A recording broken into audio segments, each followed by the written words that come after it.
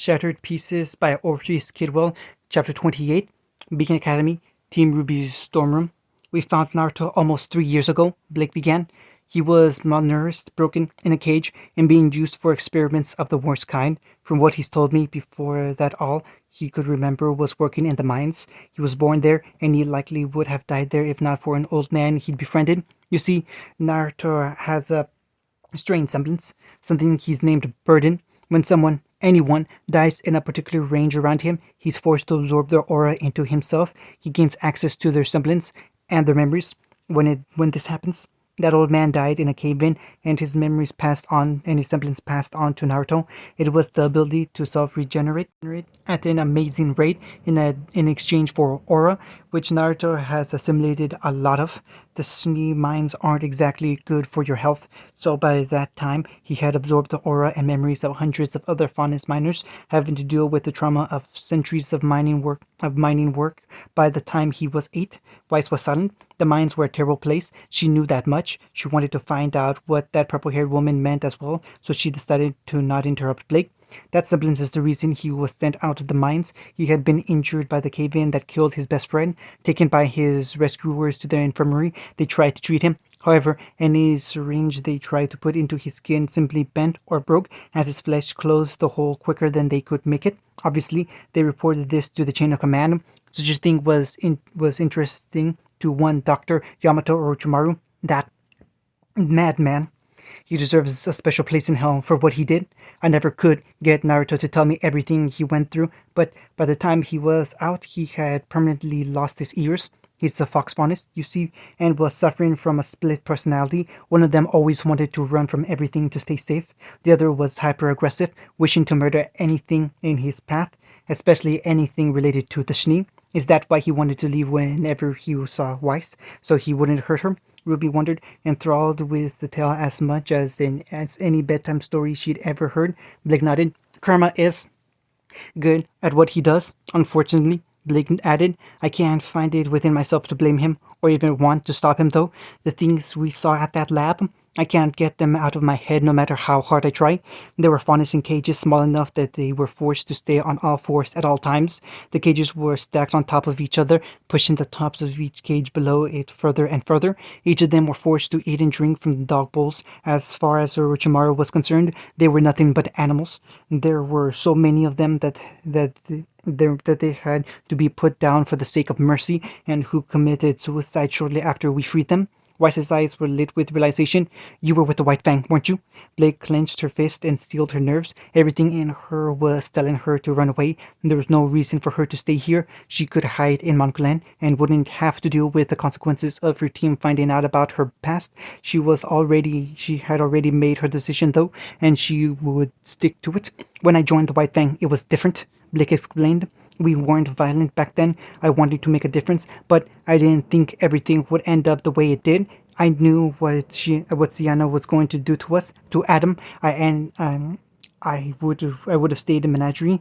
I couldn't just leave though. For one, I didn't want to leave Naruto with the more violent and zealous of the Fang. If I did that, there's no telling how they'd change him. On the other hand, even if I had left, I'd be hunted down and killed by the Fang. Even now, the only thing keeping me from being hunted down is the fact that no one knows where I am, and the White Fang is probably too busy doing other things. Is Naruto still with the Fang? Yang wondered. You seemed pretty happy to just talk with him yesterday. I have to assume that means he's not with them and won't tell them where you are. Blake shook her head. He left them a few months ago, officially. However, it's been closer to a year since he separated from them and set up base in Mont Glen. It was only a few months after I ran away, but he has the entire clan to back him up, and there's no way Adam would send anyone after him. Who are the clan and Adam? Ruby asked, sitting on Blake's bed and paying rapt attention to the ravenette. The clan are the other survivors of Orochimaru's experiments. There's a few hundred of them, but I don't know the exact number. Adam Taurus, he's the leader of Vale's White Fang. He was with me when we found Orochimaru's lab. I took care of Naruto and the other survivors while Adam hunted down Orochimaru and killed him for what he did. Naruto always referred to us as his older siblings, so Adam has a soft spot for him and lets him get away with things he normally wouldn't let anyone else do. Weiss was silent as Blake continued to explain various aspects of her life before Beacon. Ruby and Yang were paying rapt attention, but she had long since tuned out. One of her teammates was a terrorist. She was part of a group that had killed members of her family. The other two were obviously terrorist sympathizers. It was all she could do not to lash out at them violently. No, she wouldn't do that. What would that accomplish anyways? Blake would run away and the others would blame me for it. There has to be something I can do though. Mount Glen. As soon as they stepped back through Haku's mirror, Naruto couldn't help but breathe out a sigh of relief. He enjoyed spending time with Adam, and the Fang were a part of his family. Still, it was far too hot in that part of the Blight. After so long in Mount Glen, it just felt right to be here. Shikamaru left with a few words of farewell, off to take a peek of whatever intel the clan had gathered in his absence. Kimimaro wasn't far behind, though he went the opposite direction. His duty was to securing their defenses. He led the Guardians after all. And that left Naruto and Haku in the war room. Each of them sat in their respective chairs that they usually occupied during meetings. What's happened since we left? The blonde wondered. The effeminate teen paused a moment to collect his thoughts. The last few days have been drier than during the siege. Thankfully, Sasori's drones have been extremely useful in gathering intel in Vale. They have a slightly more difficult time than me in getting into certain places, but the sheer number of them makes that a null point. Most importantly, Bell has pushed back the matter of coronation. The various candidates have agreed to allow a regency council to guide the kingdom for now. They are, at least, smart enough to delay any potential civil conflicts until after a treaty with Mount Glen has been acquired. Of course, by treaty they mean our complete and utter surrender. Like hell that's gonna happen, Kurama exclaimed with a defiant grin. I'll rip all of them to shreds by myself if I have to. Haku only nodded before continuing. The unity, however, is only surface level. After some prying, it's quite obvious that every member of the Regency Council is after their own goals. This war will provide the perfect backdrop for a new king to rise. The nobles wish to either be that king or to support him so that they've got his favor when the coronation arrives. The merchants are seeking to warm their way into lucrative war and peacetime contracts. The churches primarily just want a quick end to the conflict. The churches are something we should put some thought into. Yami was in control now. The three don't like each other. That much is certain. What must truly be understood, however, is what use we can gain from them. Could we curry favor with the priests by allowing them to spread their faith in our land and by granting them protection from the warfare, from the raids? They hold no legal authority, but people will turn to their clergy in this time of uncertainty and stress. I will make more of an effort to look into the leaders of the churches then, Haku promised. Our deal already showcased some measure of support for our cause when we visited Vale, so he may be a good place to start. Having even just one of them with us will possibly make not just this war, but whatever the succession crisis turns into, much easier. Moving on, Vel has begun mobilization of their forces. Peasant levies and horse cavalry has been forgotten completely. It seems that the king and his nobles were trying to play pretend before. They saw us as so unlikely to do anything that it was just another so-called war game. After their humiliation, they won't make the same mistake.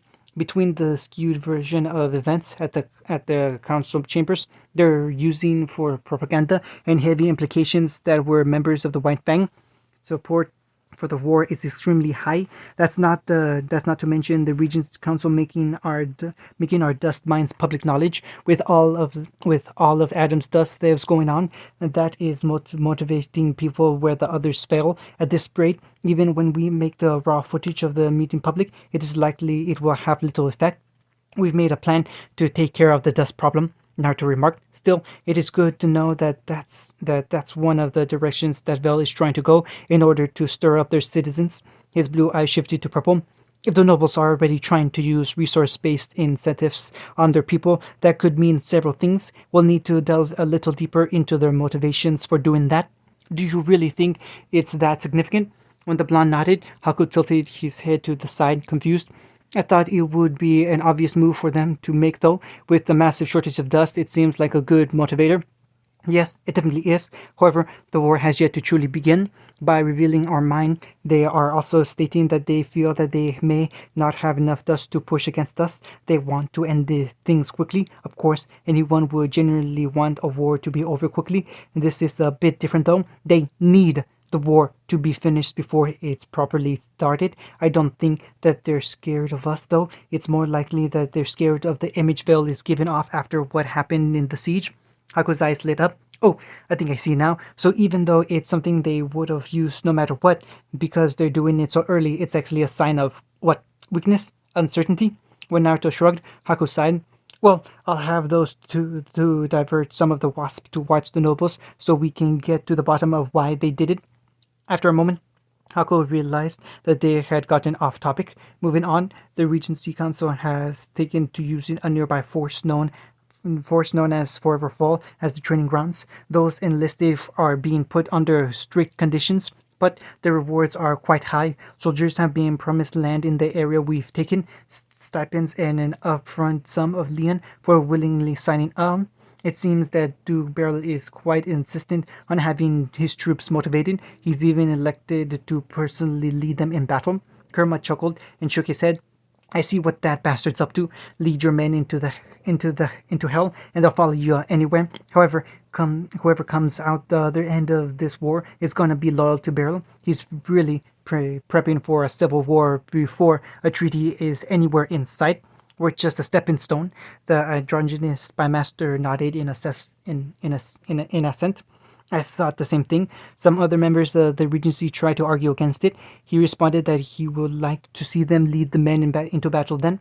With the threat to their lives, they backed off and have allowed Beryl to become the general of Vale's Grand Army. In private, it's very clear that they're planning on dropping any and every failure into his lap, even if they have to manufacture losses.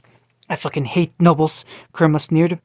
They can't even focus on the fight in front of them and already want us backstab each other. I'm gonna enjoy ripping them apart. He was grinning wide up until Haku started choking. Reining in his aura, Naruto took control again. Sorry about that, Haku. I didn't mean to. It is fine. It is quite alright, Lord Naruto. The boy smiled at the leader of Mount Glen. Vale wouldn't stand a chance. How could they? Shall I continue? A single nod was all Haku needed to see. Let me remember where I was. Oh yes, Osman has also made it clear he will refuse to send any huntsmen to Mount Glen. It appears he is actively doing his best to stay neutral. The council is actively dragging his name through the mud over it, and there are huntsmen who have left his service in order to join under Beryl's banner. The coming battle won't be as easy as before, but we won't have to worry about Osman himself. If we can be sure that the sage and the queen aren't our opposition, then we should at least be able to get through this intact. That does really that does really complicate matters though. If the huntsmen are leaving their posts just to join Vale's new army, there's no telling what ramifications that could have. I don't just mean here, but internationally. With a sigh, Naruto shook his head. Is that all of it? Yes, Lord Naruto. Uzumaki Shrine Temple. Deep in the woods of the surrounding Mount Glen, a small fort pieced together from iron and stone was nestled, built to overlook the north side of the city and act as a forward base. It had been renovated by Hidan and his followers. Here, the Church of the Spiral gathered to serve out the divine will of the god of life himself, Lord Uzumaki. They dared not approach Mount Glen itself, lest the glory of their patron overtake them. In the very central chamber of this renovated base, in what was once concentrated grounds for the soldiers of Vale to worship for their own gods, Hidan stood proudly behind a glistening and polished pulpit, his eyes scanning over his followers. There were nearly 100 here. 100 more had spread like the wind to preach the glories of Lord Uzumaki to nearby settlements. And thus it was so.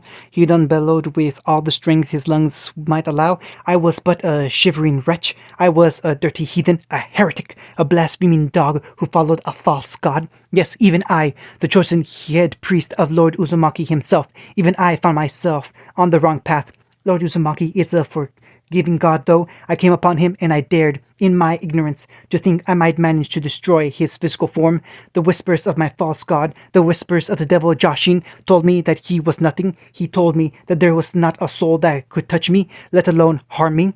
Our great Lord, my Savior, he saw potential in a wretch even such as I. He looked upon me and he knew that I could be healed. He knew that I could be guided to the light, but I must be broken first. He unleashed the great red beast upon me. Kurma. He watched on as I struggled, knowing that I would find the way, and in the moment that I felt the weakest, he healed me. He did not heal my body. No, that is what I had always done on my own. He healed my very soul. Through him, I was able to see the way forward. It is through him that I am able to know what I must do to make up for my many acts of debauchery and discord. It is through him that we might all be healed and that we might all see the way forward. Praise our Savior. Praise Lord Uzumaki. Hiran's voice gained volume slowly as he spoke until he was practically shouting by the end. He was joined with a unified and boisterous "Praise Lord Uzumaki" in response. The sea of other worshippers were largely diverse. They were men, women, and children. They were human and faunus. They ranged across the various colorations that both species had. Some of them had naught but rags, while others were wearing fine silk. The one thing these zealots had in common was the look in their eyes. There was a certain kind of devotion in them that wasn't quite right. No one truly knew how Hedon managed to do it, but he had a knack for converting others to his cause. The entire congregation fell into sudden silence as an icy blue and rectangular gateway appeared next to Hedon. They had been shouting and cheering and upright just a moment ago, but they were all immediately on their knees now. Hako came forth first. In his signature mask, he never really felt comfortable coming to Hiran's territory. Only on the basis that Lord Naruto always accompanied him did he ever venture here. A moment more, and Naruto himself came into the temple. Haku's mirror disappeared into the ether as soon as the blonde stepped through it. Lord Uzumaki, I did not know that you had returned from your trip to the White Fang. I would have prepared a grand feast had I known that you would be arriving today. Hiran began before either members of the clan could even speak. Don't worry about it, Hiran. Naruto smiled. You don't need to do that kind of thing just for me. Hiran bowed deeply, still trying to apologize for his grievous error. Stand up, Hiran. You didn't do anything wrong, so stop worrying. Straightening himself, Hiran dusted off his robes. Of course, Lord Uzumaki, forgive my impudent behavior. The head priest finally regained his composure and looked out at his followers. Lord Uzumaki has deigned it our privilege to grace us with his presence. As I said, he forgives and guides even those as lowly as us. Praise Lord Uzumaki. The chorus of praises that came from the crowd set Haku on edge. Naruto was just kind of used to it at this point. He'd love to put a stop to it, but he really needed them. They were too useful to him and too integral to his plans. Hiran, I didn't come here just to visit. Unfortunately, there are important things regarding the war that I need the entire Church of the Spiral to do. Your will shall be carried out by the Church. I guarantee that, Lord Uzumaki. You need but only say the word, and we will do anything, Hidan exclaimed. Shouts of agreement echoed Hidan's reply from the congregation. Our meager and undeserving souls are yours to guide as you please. The blonde had to keep himself from sighing. They might all seem a bit nothing, but these people were all trained to fight and to die in his name by Hidan. They weren't on the level of the clan, but they were right and proper soldiers all the same. Vel is escalating their efforts. We simply don't have the manpower to properly defend against them. If they were to push into Mount Glen and surround us for a proper siege, then Haku would be our sole source of supplies from outside. We obviously have made some countermeasures to this, but they are not limitless. I need you to spread the church far and wide. I know half of your flock is already doing that. I need more though. Every soul you bring to us is a better chance for Mount Glen's survival. Every Valian that accepts your teachings is one less that will aim a gun in our direction. To those that won't accept your techniques, Naruto's eyes shifted into purple as he blinked. Pushing Yami in charge, there was only so much that he could do. Yami had no such qualms. If they will not accept our healing, then they are to be considered an enemy. We are at war, and Bel is a scourge, a cancer on our ways. Until they back down and leave us be, no options are forbidden. Do as you wish, but ensure that Naruto wins this war with as much strength as you can muster. Hidan's eyes practically lit up at Yami's orders. Turning to his followers, he grinned wide and held out his arms. You have heard it with all your eyes and ears. Yes, with your own ears. Yes, our great Lord Uzumaki has given us a mission. He's given us a mission that the very existence of Mount Glen relies on. We must go forth with the wind and spread his word. We must make him proud. Loud cheers erupted from them even as Haku made their gateway back to Mount Glen. The sooner they were gone, the better. So far as the trap was concerned, Naruto regained control and looked over the church before turning to him. Am I making the right decision, Haku? He couldn't help but wonder. It's the only decision we can make, Lord Naruto. The reply was convincing enough that Haku nearly fell for it too. With a final glance at the crowd before he followed the blonde through, he really hoped it was for the best. We interrupt your regularly scheduled broadcast for breaking news, Lisa Lavender exclaimed as the Veil News Network took control of every channel at once, much to the chagrin of a particular fondness. This again? Can't I just enjoy my break in peace? Kankuro groaned very loudly. It was loud enough that Sasori, who had been explaining what he still needed to finish their next project to Lord Naruto, looked in his direction. VNN is doing another propaganda run, he exclaimed. This seemed to pique the interest of both of them. If their walking over to watch was any indication. Propaganda run. Have they been doing this very often in my absence then? Naruto couldn't help but wonder. The two engineers shared a look. I'll take that as a yes. This video looks familiar. Oh, that's the Red Coast. This footage is of a research center on Vale's coast. The huntsman dubbed it the Red Coast because of the uniquely colored sand here. Up until very recently, it was populated by the largest contiguous grim nest in the whole kingdom. Led by Beacon Professor Ublik, they were attempting to discern the effects of such a long-term grim nest and its sudden disappearance. The video zoomed in as she spoke, showing a large and metallic dome-shaped building in the center of the Red Coast. 2 days ago, this research center was apparently raided by an unknown group. All members of the research team, including Professor Ublik, were found dead yesterday after a full 24 hours of radio silence forced Headmaster Ospin to send a team to investigate. Was that us? Conqueror wondered, sending a look over to Naruto. The blonde shook his head. The Fang? I don't think so. Adam, Shikamaru and I had a long discussion on what his planned missions and the ones he recently done. We wanted to find the best course of action for both of us to do in order to cause the highest amount of moral damage to Vale. I knew that Ospin knew about our excursion to the Red Coast, but I wasn't aware he sent anyone to research it. After a moment, Naruto sighed. It may have been for the best, though. Hopefully the research was destroyed in the struggle. My aura residue had to have been all over the place. I don't care if others know, but I want to keep Vale from knowing my abilities. The blonde crossed his arms. We'll probably be blamed for this, though, or maybe it'll be Adam. You don't think the nobles did this, do you? Sasori wondered. This garnered the attention of both Naruto and Kankuro. I'm just pondering. BNN is definitely being paid off by the nobles to run certain stories. We found that out with our surveillance and Haku's follow-up spying. There's also the fact that Haku found out how angry the nobles were at Osman's refusal to allow Huntsman to join in the fray. He made a public appearance and... Oh, there it is. The Lord of Mount Glen turned to the holographic television once more and saw a three-dimensional rendering of Headmaster Osman. After the breakdown of negotiations between the forces of Mount Glen and the Grand Council of Vale, it has been brought to my attention that our most esteemed nobility would like to access Vale's huntsmen as part of their military tactics. I will have to completely and without hesitation refuse this request. The huntsmen of Vale are not, as with Atlas, to be used as a sword to cut away the opposition of its people. We are a shield of the people, a barrier between the creatures of Grimm and those who cannot protect themselves. I shall not allow a single of my huntsmen and huntresses to simultaneously be a member of this establishment and sign up with the so-called Valiant Grand Army. I will allow them to choose, but it is a choice that is theirs. Any actions committed by them after they are no longer huntsmen will be on the Regency Council and not Beacon Academy. Thank you for your time. That was the statement that Headmaster Ospin made several days ago, before this likely happened. Just some time ago, he also released a statement regarding the attack on the research facility, which is how we learned of it. Ladies and gentlemen of Vale, students of Beacon Academy, and all others who might be listening in, it is with a heavy heart that I bring this news.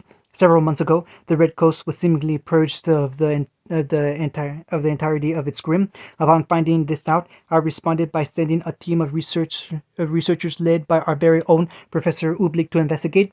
He was one of my personal friends, and one who jumped at the chance to find anything new. I thought that the former presence of such an enormous threat might be enough to keep anyone else from arriving. Even had someone shown up, it was my assumption that Bartholomew would be able to handle it. For my grievous miscalculation, I lost a friend, and we have lost one of our best and brightest protectors. As of yet, I have no reason to assume that the White Fang nor the individuals within Mount Glen had anything to do with this attack. I will, of course, be launching an investigation into this to determine exactly what occurred. None of my huntsmen will be attacked without repercussions. Osman's visage remained on screen for several moments.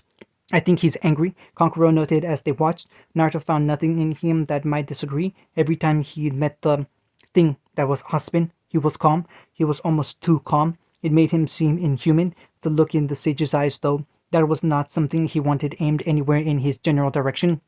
With me, with me now is Duke Beryl, the member of Vale's temporary Regency Council, here to give his own statement with the full weight of the council behind it. Lisa stated as the holographic screen split in two, showing the very man she spoke of to the right in his own little box. Oh gods, not this buffoon, Konkoro muttered. I swear, everything out of his mouth is propaganda. It's like he can't do anything but politics and espionage, even if his life depended on it. Thank you, Lisa. Hearing about the murders of so many of our people, the council felt it was necessary to speak on it. We are, of course, quite busy with the matters of crushing those despicable rebels that dare lay claim to a portion of the rightful territory of the crown, of whosoever becomes the next king. The implication was clear. Mount Glen belonged to him. We, however, want to pursue the killers of all the researchers to the furthest extent of the law that we can, while the headmaster seems intent on discovering the identity or identities solely for the fact that one of his friends was lost. We wish to do so because these were citizens of Vale who were killed. He may speak all he wishes about how he has no reason to suspect the White Fang or those dastardly rebels, but why? The White Fang has done not but murder and pillage. They have taken from us that which they have no claim. They have taken our dust. They have taken our blood. They have taken our children with their ridiculous brainwashing. Why would these terrorists not seek to take our minds next? Why would they not seek to take the research of one of our brightest scholars, as Osman described the late Bartholomew Ooblik? And the rebels, they're even more suspicious. They took our land, they took our king, citizens of Vale died to retake it, and they still hoard it. That supply of dust they are harboring beneath their soil might be just what we need to alleviate these countless heists that the White Fang have focused their attention on. Selfish whims of a child increase the price of our ever-dwindling supply and leave us reliant on foreign supplies. If anything, these should be the first groups we look at. Terrorists and kingslayers, the lot of them. Their deaths can only make Vale stronger. They can only make the world brighter. We will be launching our own investigation into this matter, parallel to Headmaster Osmond's. Of the full weight of Valian justice will be felt by whoever thought they could get away with this. As for Osmond, I want it on the record that this is my own statement, not the council's. He is a hypocrite. The huntsmen are not a sword of Vale. They are a spear for him to wield. They are not a shield of our kingdom, but a wall he places where he sees fit. The huntsmen were not to be used against any but Grimm until a personal friend of his was killed. All of a sudden, now it is fine to pull resources from that stated goal.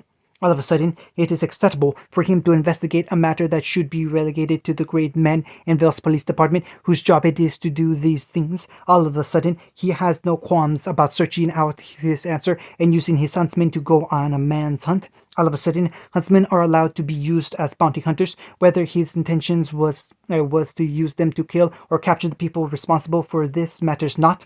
He was unwilling to allow the huntsmen to fight for their country, and yet, he is more than willing to move them like pawns on a chessboard for his vendettas. Mark this on your calendars, citizens of Vale. This was the day that Headmaster Ospen showcased his true colors. He may not have voiced support for those cowardly terrorists or the rebels hiding in the mountains, but his actions do not hinder them. His actions only aid their causes. Are you really with Vale, Headmaster? The Duke's eyes were searing with unapologetic accusations. You know, Sasori, I'm thinking you might be right. All of a sudden, Konkoro commented as he turned the holographic projection off. That Beryl really might have orchestrated this, based on what we know about how far he's willing to go. This all just seems way too good for him otherwise. Yami had taken control over the Uzumaki's shared body some time ago. it may be the case. This places the Duke in a wonderful position. He can call out Vale's parallel authority as hypocritical given Osman's emotional response. He can lay the seeds of doubt regardless anything Osman releases from his investigation that doesn't point to either Adam or us.